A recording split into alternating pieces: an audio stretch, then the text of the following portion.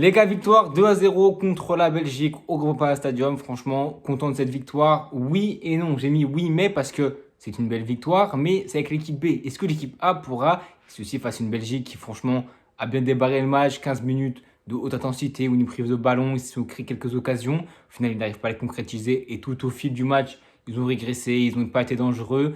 Et pourquoi ils n'ont pas été dangereux? Parce qu'on a eu ce soir un milieu de terrain qui a taffé d'une manière.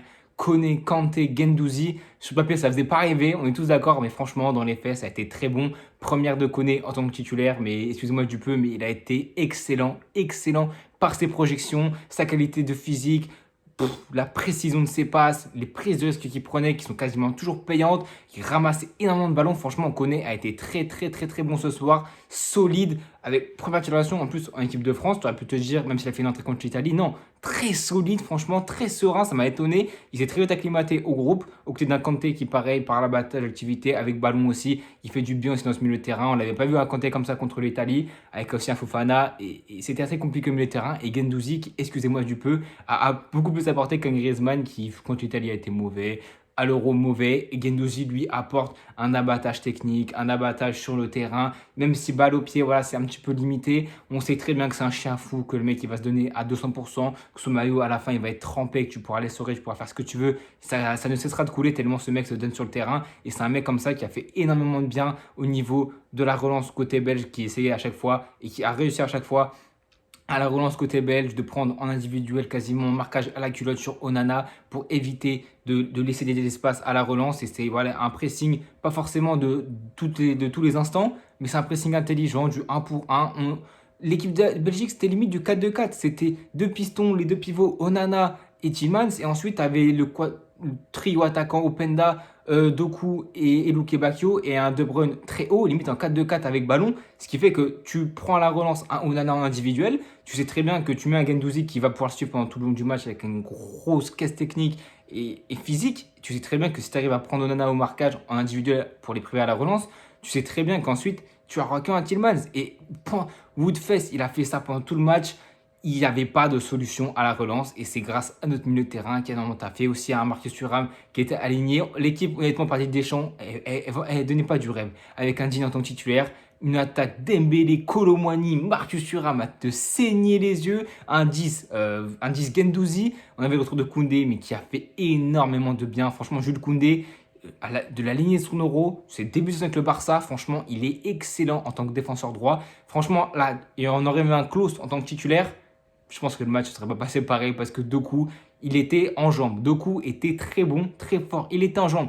Tout simplement, il était face à un défenseur droit, Kekoundé, dans le pic de sa forme, en pleine confiance, aussi aidé par un Dembélé qui aidait à chaque fois. Prise à deux, tu peux être un excellent joueur, mais il faut être un joueur exceptionnel, un joueur plus pour pouvoir te défaire d'un marquage à deux. Dembélé, Koundé ont bien pris Doku. Doku, malgré ça, a quand même réussi des fois des petites incursions, créer un peu de danger, mais face à un Koundé comme ça, il n'y a pas beaucoup d'attaquants dans le monde qui peuvent se permettre de passer un Koundé qui est en aussi grande forme. Je vois que Vinicius est capable de le faire parce que si Doku, avec la vivacité et l'explosivité qu'il a, avec un petit espace, a été aussi vif. C'est très, si même lui n'y arrive pas, c'est très très compliqué. Prise à deux en plus, donc franchement, Doku a été bien muselé par un Koundé et un Dembélé. De l'autre côté, on peut dire pareil de Lucadine qui n'était pas appelé à Didier Deschamps depuis, je crois qu'il l'avait dit, je crois que c'était 24 mois, 36 mois, quasiment 2 ans et demi. Il n'était pas appelé. On a fait appel à lui parce que Ferland Mendy s'est blessé. Théo Hernandez a été mauvais contre l'Italie. Il a été là et il a muselé aussi lui-même Bakayoko qui a été horrible. Franchement, c'est Luke Bacchio, pardon, qui a été horrible. Il a été vraiment pas du tout influent balle au pied, trop imprécis avec la balle. C'était catastrophique ce soir, Luke Bacchio. Et aussi, grâce à un Lucas Digne, un milieu de terrain, un abattage incroyable. Franchement, c'est ça qu'il nous fallait aussi contre l'Italie. On s'est fait complètement marcher dessus au milieu de terrain. On s'est fait dominer dans l'intensité, dans les envies. Et là, c'est pas du ce qu'on a vu avec un Gendouzi qu'on sait qui rapporte de l'envie. Un Kanté dans ses baskets qui était très bon aujourd'hui. Un Koné qui s'est très bien acclimaté à l'équipe de France qui était très bon. En plus, même si Thuram n'est pas bon avec ballon et offensivement, on sait très bien que c'est un mec aussi qui va venir défendre et il l'a fait quelques fois. Donc franchement, au niveau abattage technique, au niveau énergie, j'ai aimé ce que j'ai vu aujourd'hui. On a eu des joueurs qui se sont donnés, qui ont couru dans tous les sens et ça s'est vu dans l'intensité. Ça s'est vu 15 premières minutes, on a un petit peu dominé, on a subi, mais au final, on a réussi à poser des pieds sur le ballon, on s'est créé quelques occasions. Et la première grosse occasion et le but qu'on met à la 21e minute de Colomani, il me semble, non, oui, de Colomani, c'est voilà, c'est on subit un petit peu, on est bien 2-3 minutes. Et ensuite, je crois que c'est récupération de Kanté. Il me semble qu'il a décalé à Dembélé et qu'il tire sur Castille et ça retombe sur Colomani. Et j'aimerais, s'il vous plaît, aller revoir le but parce que Colomani n'est pas là par hasard. Vous allez voir le déplacement au moment de la frappe de Dembélé. Colomani, t'as Woodfest qui va se mettre qui va se mettre limite dans la cage parce qu'il sait que ça peut être dangereux si ça rebondit sur un Colomani ou ça rebondit sur un Français. Colomani, il met son pas en avant et Colomani sent que la balle va lui venir dessus. Vous allez voir l'action, vous allez voir. Colomani sent que la balle va venir, ça c'est l'instinct d'attaquant. Il le sent, il décroche, il fait 1 ou 2 pas. Il se passe quoi? La balle pile sur lui. Il a de la réussite parce qu'il met une grosse minace sur la gueule de Woodfest et au final ça rentre, donc on a de la chance. Mais voilà, c'est un détail qui m'a pas échappé. C'est le décrochage d'un Colomani qui était intelligent, qui s'est bien décroché, qui a fait le pas, les ajustements et qui a fini à la 29e minute, qui je crois du coup avec ce but était meilleur buteur, a marqué plus de buts que Dembélé dans toute sa carrière. Je crois que c'était 5 buts pour Dembélé, 6 pour Colomani. Franchement, Colomani, on fait appel à lui en équipe de France, il déçoit jamais, il est toujours décisif, il est toujours bon. Avec le PSG, c'est plus compliqué, mais en tout cas avec l'équipe de France, c'est vrai qu'il ne déçoit jamais. Et Dembélé, ce même Dembélé qui du coup s'était fait déverser par Colomani, a lui-même marqué, je crois que c'est deuxième mi-temps, ça doit être 60e minute, un truc comme ça. Et voilà ce qu'on attend de Dembélé. Provocation côté droit, il rentre, il fixe. Les attaquants, les défenseurs ne savent pas comment le prendre parce qu'il va trop vite, il est trop vif, il a trop bon dribbleur. Et enfin, et allez voir aussi ce but, alors peut-être que c'est le bon, mais quand il tire, il ne regarde pas une seule seconde la cage. Allez voir, ça m'a marqué. Regardez son regard, il est fixé, la tête dans le guidon, il regarde que ses pieds et il tire. Elle n'est pas si bien cadrée que ça. Castille fait peut-être une petite erreur de placement, mais en tout cas, elle est assez forte, assez bien placée pour que Castille ne puisse pas la dégager. Et Dembélé qui marque son 6e but en équipe de France. Tout ce qu'on attend de Dembélé, la finition, malheureusement, il n'a toujours pas. Ça, il ne faut pas exclure son très gros match aussi, hein, la provocation, les dribbles et aussi le retour défensif. Il a fait un gros travail, un gros abattage dans tout le terrain. Et c'est ce que j'ai aimé, c'est voir des joueurs se donner. Alors que contre l'Italie, on s'est fait marcher dessus dans les duels, dans les intensités, dans l'intention, offensivement pas bon. Là, on a très bien joué aujourd'hui, je suis très content, mais c'est l'équipe B+, on va dire, parce que tu as quand même un Koundé qui est de retour, aussi un Mbappé sur le banc, tout comme un Barcola et un Olysée aussi. J'aurais bien aimé voir Barcola plus de temps dans le match à la place d'un Thuram et du coup d'un Colomani en tant que numéro 9. Mais bon, voilà, c'est une Nations League, c'est un match amical. Pour moi, Nations League, amical, j'en ai rien à faire. Honnêtement, j'en ai rien à foutre. Amical, Nations League, pour moi, c'est du pareil au même. Donc, franchement, qu'on gagne ou qu'on perde, franchement, c'est plus de l'intention que je veux voir des choses. Et quand je vois un Manu Koné qui a été très bon, j'espère qu'il pourra avoir redonné, que Didier Deschamps lui redonner une autre chance pour le prochain rassemblement. Je crois que le prochain match, c'est contre Israël, il me semble. Et le retour contre l'Italie, peut-être, un truc comme ça. C'est Israël, c'est sûr. Et peut-être contre l'Italie, à voir parce qu'il est là aussi parce que Rabiot n'est pas là, Tchouaméni est blessé, Kama est blessé, donc voilà. Il est là aussi parce que concours de circonstances, mais il peut peut-être y rester parce que ce qu'on a vu de lui, c'était très bon. On privé d'un Fofana qui lui a été dégueulasse contre l'Italie. Je crois qu'il n'est même pas, il est rentré à la toute fin, 2 minutes à la place justement de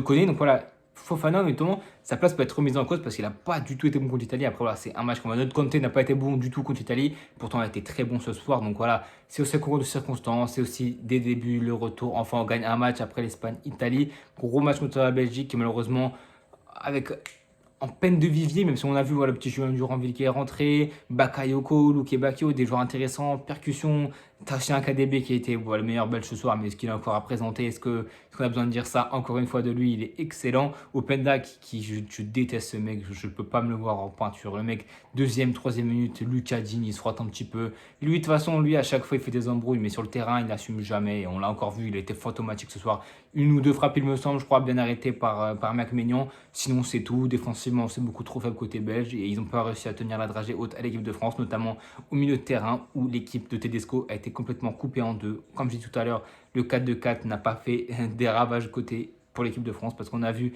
un schéma de jeu intéressant de Didier Deschamps qui savait comment Tedesco allait jouer, les deux relayeurs qui ont été invisibles, Tillmans qui n'a même pas touché une quarantaine de ballons en tant que milieu de terrain relayeur créatif, c'est pas du tout assez, on n'en a pas assez influent, mais à milieu de terrain, c'est comme au Real Madrid, un Tchouaméni, à Valverde, ils ne peuvent pas tout ratisser au milieu de terrain, il faut de l'équilibre, De Bruyne un petit peu trop haut, donc il faut peut-être rajouter un milieu de terrain. Au final, ça n'a rien changé. Après, honnêtement, une victoire, une défaite, moi je m'en fous complètement tant que les joueurs ne se blessent pas. Même si là on a vu, je crois qu'il y a personne qui s'est blessé, peut-être Warren il avait reçu un petit coup, mais au final il est resté. Donc voilà, en tout cas, grosse victoire. 2-0, ça nous a apporté quelques réponses. Malheureusement, c'est pas l'équipe A. Alors, c'est pas l'équipe A, il manquait Barcola, je pense qu'il peut être comme un titulaire indiscutable. Mbappé, évidemment. Mais tu vois, quand je vois un Kolo Muani qui est décisif, quand je vois un Thuram qui, certes, avec ballon, c'est compliqué, mais sans ballon, c'est intéressant. Même si, bon, je préfère quand même Mbappé à Thuram, même si défensivement, Thuram est meilleur qu'Mbappé. Et quand je vois un Barcola en forme, quand je vois un Dembélé comme ça qui arrive à créer du déséquilibre, à créer du danger, et en plus, s'il arrive à finir, franchement, il sera indiscutable dans notre équipe. Quand je vois un Kolo Muani toujours décisif en équipe de France, quand je vois l'animation offensive de cette équipe et l'animation et le bloc équipe global dans ce match, honnêtement, Mbappé sur le banc, ça me dérange absolument pas. J'aimerais limite voir plus Barcola qu'Mbappé parce que Mbappé est dans une très très mauvaise forme. Il faut qu'il prenne la confiance au Real Madrid. Et c'est aussi pour ça, et c'est à cause du Real Madrid que Mbappé ne débute pas ce match et que Koundé sûrement ne débute pas le match aussi avant contre l'Italie. C'est je pense, en mode les entraîneurs, etc., Laporta et Pérez a sûrement dit aux joueurs de les ménager un tout petit peu. C'est pour ça qu'Mbappé n'a pas été titulaire parce que je pense qu'il aurait été titulaire. Deschamps a fait tourner son équipe, a donné du temps de jeu à des Guendouzi qui ça a très bien marché, à des Koné qui sont très très très bien marché, un Digne aussi ça a été très bon. Donc voilà, une victoire 2-0. Prochaine vidéo il me semble, je crois c'est sur le cas d'Mbappé dans 2 jours. Enfin la trêve est terminée, ça nous fait tous chier cette trêve. Ça nous fait une petite pause dans le football certes, mais la saison vient juste de commencer, ça casse le rythme. En plus, là les championnats reprennent le week-end et en plus après il me semble, je crois c'est mardi, mercredi, jeudi. Début de la Ligue des Champions, franchement, nous, c'est contre l'Atalanta, il me semble. Donc, non, c'est contre Stuttgart. En tout cas, les gars, n'hésitez pas à vous abonner, à liker, à partager et à bientôt tout le monde.